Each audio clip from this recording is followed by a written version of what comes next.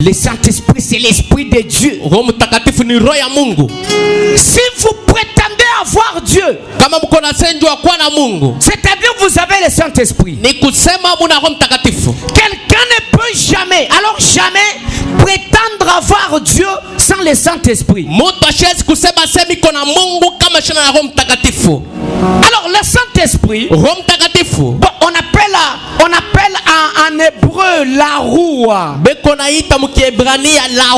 Ça c'est une autre définition du Saint-Esprit. En grec, on appelle Neshama. La roua et Neshama. C'est le Saint-Esprit. Pourquoi on appelle ainsi? Le Saint-Esprit, quand ça prend l'essence de la roua, la roua signifie c'est le souffle de Dieu de narina. Donc c'est le souffle, c'est le vent, c'est la respiration. Celui qui a l'Esprit de Dieu a la vie. Amen, amen, amen. Celui qui a l'Esprit de Dieu, le Saint-Esprit a la vie. Parce que le Saint-Esprit, ça s'appelle la roua, ou encore Neshama, c'est-à-dire le souffle, la respiration. Tu n'as pas le Saint-Esprit, tu es mort. Tu n'as pas le Saint-Esprit, tu es nul. Tu n'as pas le Saint-Esprit, tu es un mort vivant. Une église qui n'a pas le Saint-Esprit, c'est une église morte. Parce que le Saint-Esprit, c'est le souffle de Dieu. Or la Bible me dit, malgré tout dans l'homme, c'est le souffle. Avant tout dans l'homme, c'est le souffle. Ce qui fait l'homme, c'est le souffle. Si tu n'as pas le souffle, tu n'as plus de valeur. Voilà pourquoi Proverbe dit, mieux vaut un chien vivant qu'un lion mort. C'est-à-dire, c'est du point de vue pas de la grandeur, ce n'est pas du point de vue par la manière d'agir d'un lion, mais par le souffle. Les chiens dépassent les lions morts, c'est par le souffle.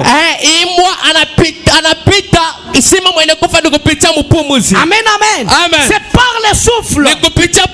Tu n'as pas le souffle, tu es mort. Et alors le Saint-Esprit, c'est le souffle, c'est la respiration. L'église respire par le Saint-Esprit. L'église vit par le Saint-Esprit.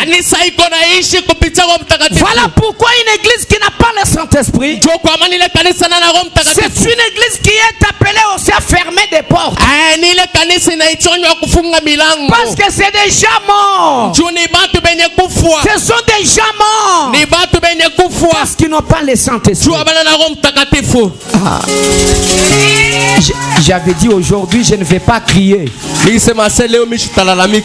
mais je me retrouve en train de crier. Bon, descendons. Le Saint-Esprit c'est la roua, le souffle. Amen, amen, amen. Que Dieu te donne le souffle, que tu vives au nom de Jésus. Celui qui a l'esprit a la vie. Celui qui a le Saint-Esprit, c'est quelqu'un qui vit. Amen, amen. Amen. C'est-à-dire, Neshama, c'est le souffle de la création. Neshama ni pumuzi ya bumbaji. Dans Genèse, quand Dieu créa, la Bible me dit, il souffla dans les narines.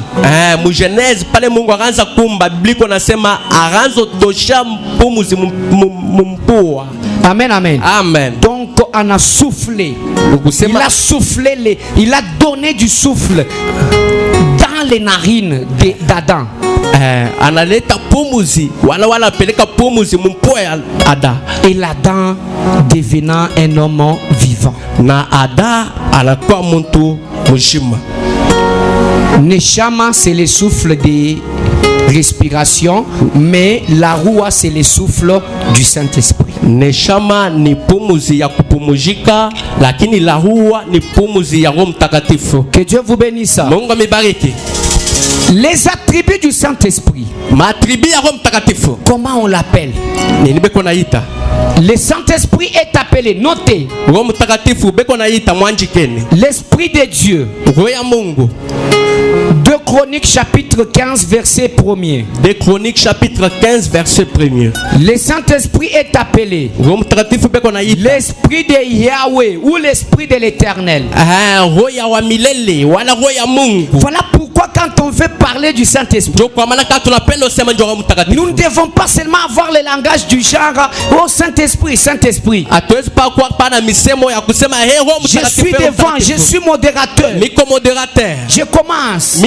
Oh cher Saint-Esprit. Oh cher Saint-Esprit. Oh l'Esprit des Pères. Oh roya baba. Donc l'Esprit de Jésus. Roya Yesu. L'Esprit de Yahweh. Roya Yahweh. Donc tout ça ce sont les noms du Saint-Esprit. Il est yote ni manjina ya Roho Mtakatifu. Si vous trouvez quelqu'un par dire que non, nous allons désirer l'Esprit de Dieu. Que nini hapa ifashilipasha sema reketi ya kusema tunapenda Roho Mtakatifu anasema roho ya Mungu. Vous allez constater aujourd'hui il y a d'autres modérateurs qui n'ont pas encore compris cela. Même moi quand je n'avais pas compris, je commettais cette erreur. Quand j'étais encore trop jeune là. Amen, amen. Amen. J'ai donné la requête en disant bien-aimé wakati nenea yashukushimama kuita sasa Roho Mtakatifu ikujaze, Roho Mtakatifu itongozi banaomba tunakata. Maintenant tunasema tutende sasa kaita présence ya Mungu.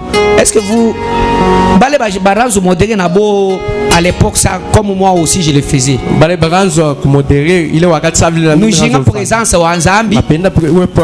Et puis nous jinga bukolo wa nyuma wa Nzambi. Na munaita tena uwezo wa nguvu ya Mungu. Amen, amen. Amen. Shini bintu bimoya.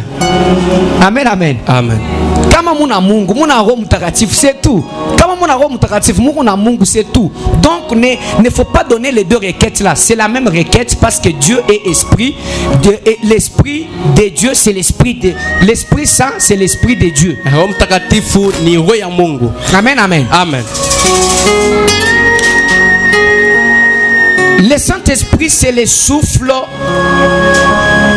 de Christ. C'est le souffle de Dieu. Job chapitre 32 verset 8. Job chapitre 32 verset 8. Alors, on aura des symboles. Nous allons découvrir maintenant l'importance, les rôles du Saint-Esprit dans l'homme ou dans l'église.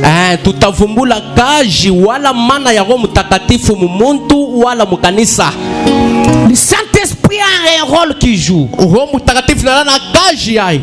Le Saint-Esprit a son importance à l'église. Alors nous allons ensemble dans les 2 mois apprendre sur